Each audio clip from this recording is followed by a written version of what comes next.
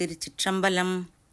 மெய்யன்பர்களே, கடந்த பதிவில் கச்சியப்ப முனிவர் குரு பூஜையை முன்னிட்டு அன்னாரது சீரையும் சிறப்பையும் செவிமடுத்து மகிழ்ந்த நாம் இன்றைய பதிவில் கச்சியப்ப முனிவர் அருளிய பல அற்புதமான நூல்களில் சிறப்புடையதாக படிப்போரின் ஆர்வத்தை தூண்டும் வகையிலே அமைந்த கச்சி அனந்த ருத்ரேஸ்வரர் வண்டுவிடு தூது எனும் நூலை சிந்திக்க திருவருள் கூட்டியுள்ளது.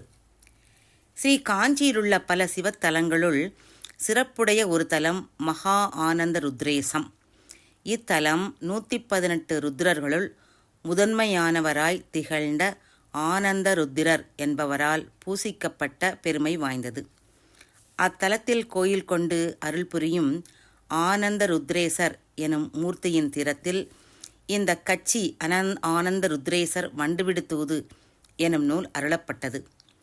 இந்த நூல் 504 கன்னிகளை கொண்ட கலிவெண்பாவாக அமைந்த ஒன்று. ஒரு கன்னி என்பது 2 அடிகளை 2 வரிகளை உடையது. தமிழ் சிற்றிலக்கியங்களுள் ஒரு வகைதான் தூது என்பது.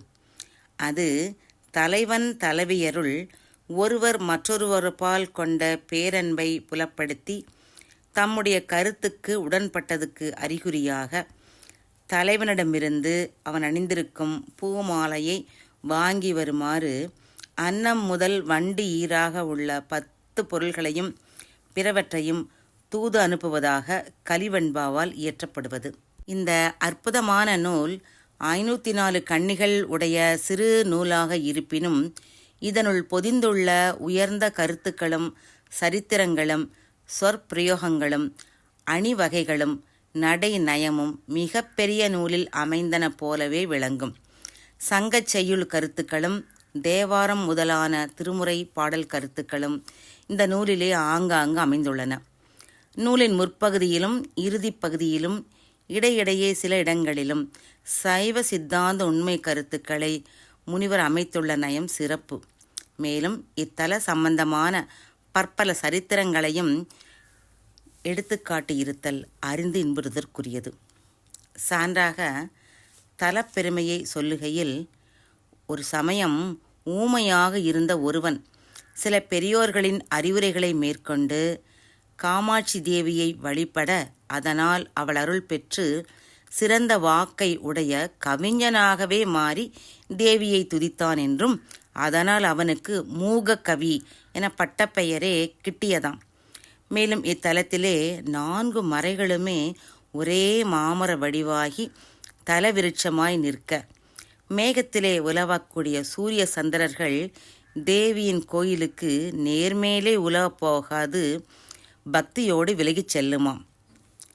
காஞ்சியிலுள்ள சிவாலயங்கள் 16,000 எனினும் அவற்றுள் சிறந்த 20 தலங்களையும் தீர்த்தங்களையும் குறிப்பிட்டுச் சொன்ன நம் முனிவர் அவற்றுள் கச்சியில் அமலன் நச்சிய தலங்களாக சிலவற்றை குறிப்பிட்டு 20 கன்னிகளை நயம்பட உரைக்கிறார். அவற்றுள் ருத்திரன், திருமால், பிரம்மன் ஆகியவர்களால் பூசிக்கப்பட்ட தலங்கள் என சொல்லப்படுவன முறையே நல்ல கம்பம், கள்ளக்கம்பம், வெள்ளக்கம்பம் என்ற 3 கம்பங்கள். மேலும் வாலி, நந்தீஸ்வரர் வழிபட்ட தலங்கள், திருமால் தான் கண்ட திருநடனத்தை திருமகள் முதலியோரும் காண வேண்டி சிவலிங்கத்தை ஸ்தாபித்து பூசித்த தலம், இப்படி பல தேவர்களும் வணங்கி பூசித்த தலங்கள், சிவனாரால் படைக்கப்பட்ட ருத்ரர்களுக்கு அதிகாரம் நல்கிய தலம் என விரிவாக நமக்கு காட்டித்தருகிறார். அடுத்து வரக்கூடிய 78ஆம் கன்னி முதல் 92ஆம் கன்னி வரை ஆனந்த ருத்ரேசரது அளவில்லாத பெருமையை முனிவர் பெருமான் அழகுபட உரைக்கிறார். ஏனையோர் பூசித்த தலங்களிலும் மூர்த்திகளிலும் அம்பிகை பூசித்த மாவடியும் சோதிலிங்கமும் சிறந்தன.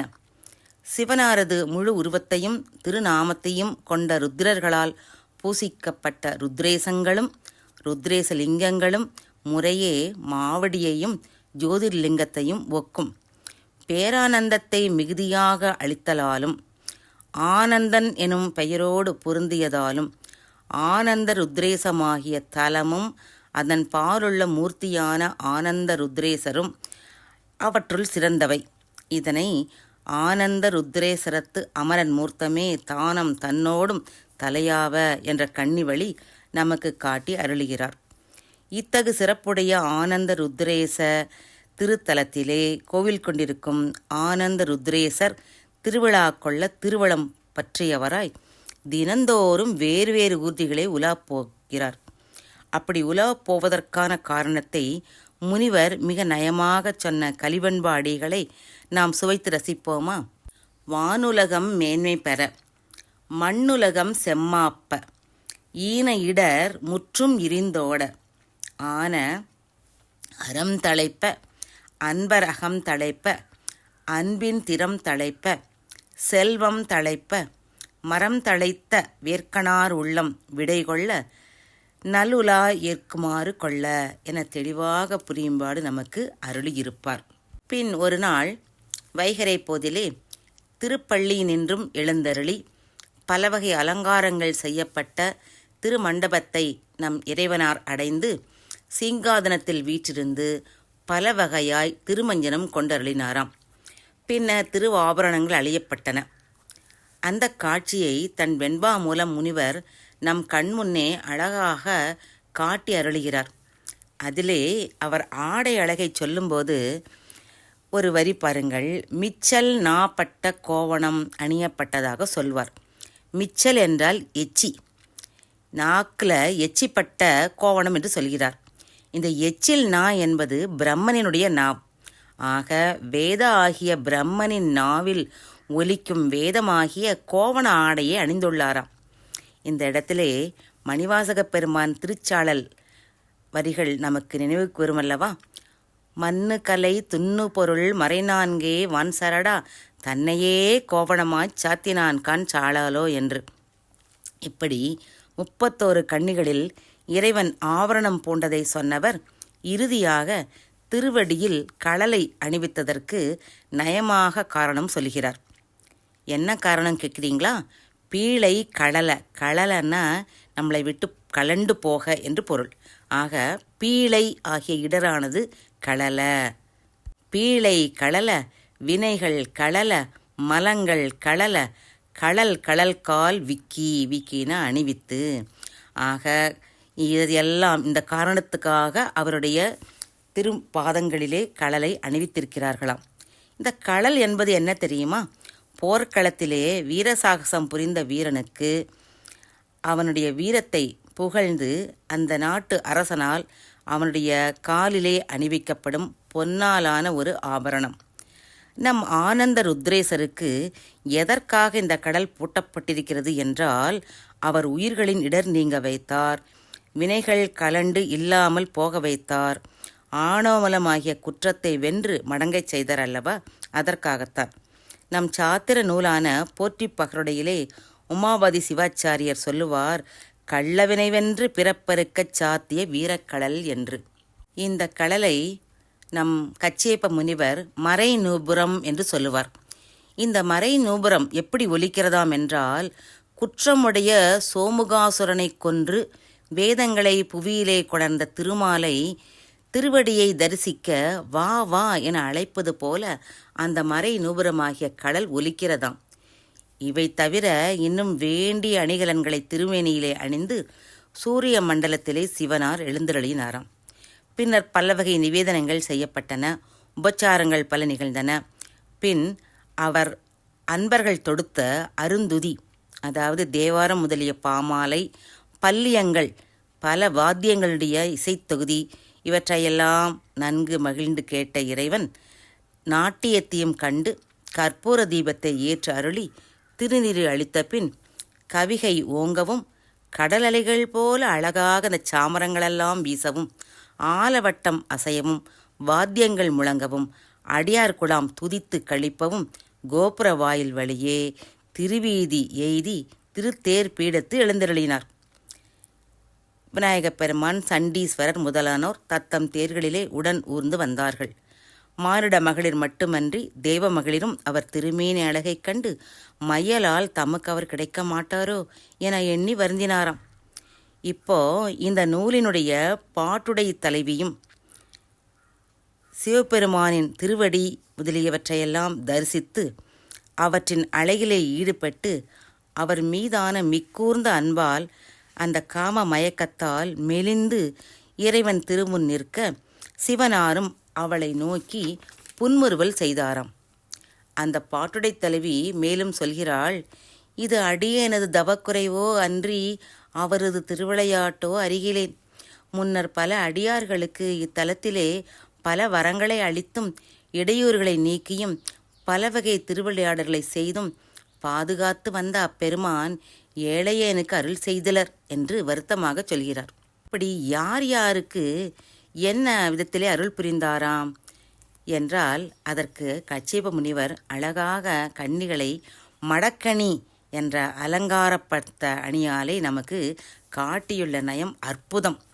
சான்றாக ஓரிரண்டு கன்னிகளை சுவைத்து ரசிப்போமா? முதலாவதாக பாருங்கள். மாதவனுக்கு சங்காளி முன்னீங்கு தந்தார் என்பார், கவர்ந்த சங்காளி என் கை தர வரையார். இந்த சங்கு ஆளி என்பது முதல் வரியிலே உள்ளது. அது சங்கு சக்கரமாகிய திருமாலின் படைக்கலங்களை குறிக்கும். அந்த படைக்கலங்களை மாதவனுக்கு திருமாலுக்கு சிவபெருமான் தந்தாராம். அடுத்த அடியிலே சங்காளி என்பது அந்த பெண் அணிந்திருந்த சங்கு வளையலும் சங்கு மோதிரமாம். இந்த பெண்ணானவள் இறைவனையே நினைந்து நினைந்து உண்ணாமல் உறங்காமல் மெலிந்து போக அந்த வளையலெல்லாம் இறைவன் கவர்ந்து கொண்டதால் அவையெல்லாம் கையை விட்டு நழுவி விழுந்ததாம். இதைத்தான் சொல்லுகிறாள், சங்காளி முன்னீங்கு தந்தார் என்பார், கவர்ந்த சங்காளி என் கை தர விரையார் என்று. அதே மாதிரி இன்னொரு கன்னி பாருங்கள். வேகவதி நீர் தடுத்தார் என்பார், எனது விழி வேகவதி நீரை விலக்கிலார். இந்த பிரம்மனானவன் யாகம் செய்த போது அழிக்க வந்த வேகவதி ஆற்று வெள்ளத்தை திருமாலை கொண்டு தடுத்தார் நம் சிவபெருமான். ஆனால் என் கண்கள் வேகும்படி உள்ளே தங்கி பெருகுகின்ற என் கண்ணீரை அவரால் தடுக்க இயலவில்லையே என பொறுமுகிறாள். இன்னும் அவள் புலம்புவதாக முனிவர் காட்டுகிறார். இங்கே தம்மை பூசித்து பேறு பெற்ற காமன் முதலியவர்களை என் பொருட்டு கடிந்து பேசிவிடுவாரோ, இனி என் செய்வது என இறங்கினேன். இறங்கி பின் ஒரு உறுதி கொண்டேன். இப்படி உறுதி கொண்டதை 16 கன்னிகள் வழி கச்சியப்ப முனிவர் நமக்கு உணர்த்துகிறார். அந்த மையல் கொண்ட பாட்டுடைத் தலைவி நினைக்கிறாளாம், முன்பு சிலர் சிவபெருமானை வழிபட்டு அருள் பெற்றார்கள்தான். ஆனால் அவர்களே சிவ அன்பர்களுக்கு தீங்கு செய்த போது அவரையும் தண்டிக்கும் சிறப்புடையவராய் இருந்தார் நம்முடைய இறைவன். அதுபோல தலைவியாகிய தான் இறைவனுக்கு அன்புடையவள். எனக்கு மாறன் முதலியோர் தீங்கு செய்தால் அவரை தண்டித்து அருள் செய்வார்தானே. அறியா பருவத்து குற்றம் செய்தனாயினும் குற்றம் செய்த தக்கன் முதலியோர் தம்மை சரணடைந்தமையால் குற்றங்களை பொறுத்து அவர்களை பாதுகாத்து அருளிவராதலின் தம்மை சரணடைந்த அடியேனையும் திருவருள் அளிப்பார் என்ற நம்பிக்கை கொண்டேன் என்கிறாள். அன்றியும் அந்த பாட்டுடை தலைவி சொல்கிறாள், சுந்தரமூர்த்தி நாயனாருக்கு தூது சொல்ல சென்றவர்தானே நம்முடைய இறைவன். அப்போது நானும் அவர் பால் ஒரு பொருளை தூதுவிட்டால் அது பயன்படும்படி இந்த தூதை செய்வார்தானே என்று எண்ணிக்கொள்கிறாளாம். அதற்காக தூது அனுப்புவதற்காக அவள் தேர்ந்தெடுத்த ஒரு பொருள் வண்டு. அந்த வண்டை அவள் நினைத்த உடனேயே அது அவள் முன் வந்து நின்றதாம். அப்போ சொல்கிறாவா, நினைத்த போது நீ வந்தாய் அல்லவா, அதையே நான் நல்ல நிமித்தமாக கொண்டேன். எனவே இந்த வண்டையே இந்த பாட்டுடை தலைவியானவள் தூது பொருளாக அனுப்பப் போகிறாளாம். இனி அடுத்த வரக்கூடிய பதிவிலே இந்த வண்டை ஏன் தூது பொருளாக தேர்ந்தெடுத்தாள் என்பதையும் அவள் சிவனாரிடம் தன் அன்பை தூதின் மூலம் எப்படி சொல்ல இருக்கிறாள் என்பதையும் நாம் கேட்டு ரசிப்போமா? நன்றி. திருச்சிற்றம்பலம்.